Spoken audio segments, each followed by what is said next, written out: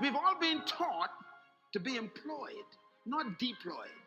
And so they always tell you, go to school, get an education so you can get a job. They never say stay in school so you can own a business. They don't even think that way. It doesn't even cross. Your parents don't even think that way. And so you follow the convention of the community. And I'll never forget the meeting when I went to Malaysia to speak. I was speaking at the largest Sony plant.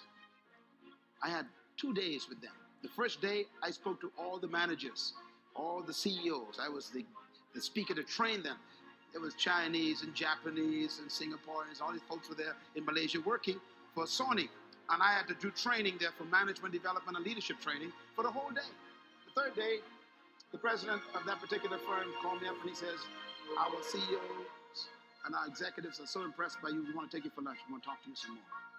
And they were picking my brain, man. They were taking notes, asking me questions, keep writing stuff. And all of a sudden it hit me, wait a minute. All these guys are millionaires, man. Every Chinaman I know owns a business. And here I am in the heart of Asia, where they come from. And I said, sir, pardon me, I have a question that I need you to answer. They looked at me. I said, tell me, how come everywhere you go, no matter where it is, you go to the lowest ghetto in the heart of the township, and you end up owning a business? Can you tell me what is your secret? And they looked at each other and they laughed. And then the president said to me, he said, well, we've been noticing that ourselves. We have concluded, based on our assessment, that whenever you go into a community, the first thing you look for is a job. He says, when we come into any community, the first thing we look for is a business. He said, it's attitude. They don't even look for a job. They don't even think about employment. They think deployment. As a man thinketh, so he becomes. So I said to the guy, excuse me, so when you go into a town or any country, so what do you do until you get a business? He says, any employment we have is always temporary. We only want enough money to start a business, that's all. Mentality. Number 6, true leadership is self-manifestation. You become a leader when you discover who you are and decide to become it. True leadership is self-manifestation. Your leadership is not ahead of you, it's trapped within you. You are so great, it's amazing. But the environment won't allow you to become it. Sometimes our past can hold us back. Mentality just don't allow you to step out and take a risk. What you're doing now is not what you could do. Whatever you're impressed with, God's disappointed in. Stop waiting for everything to show up before you start. Every leader, I tell you the truth, every leader ain't know what they doing. Me included. We don't know what we're doing. We just say, I got this idea, I'm going to go for it. And for heaven's sake, believe me, we ain't got no money.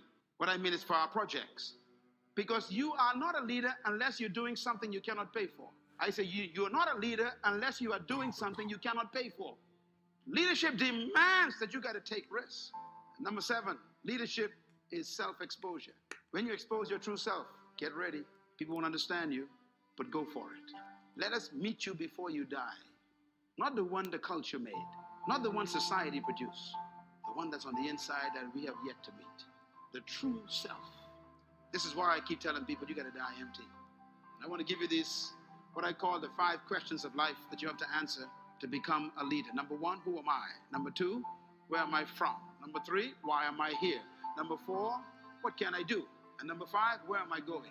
These are the most important questions in life, and until you answer them, you will always be a follower. Who am I has to do with identity. You got to discover who you are, apart from 6.7 billion people. Number 2, where am I from has to do with your heritage. And I'm not talking about your ethnicity, because your ethnic heritage is so confusing. Don't try to find yourself by going back in your ethnicity. You'll never find out where you're from. Why am I here is a question of purpose. You got to discover why you were sent to the planet. Where am I going is a question of destiny. And what can I do is a question of potential. And therefore, when you discover these answers, you've discovered your leadership. I know who I am. I didn't always, but I found out who I was. And secondly, I know where I came from. And I didn't come from the Bahamas. I didn't come from Africa, because both of them are limiting. All cultures limit you. I had to come from something greater. My greatest mentor in history in my life is Jesus Christ. And one time they asked him, where are you from? You know this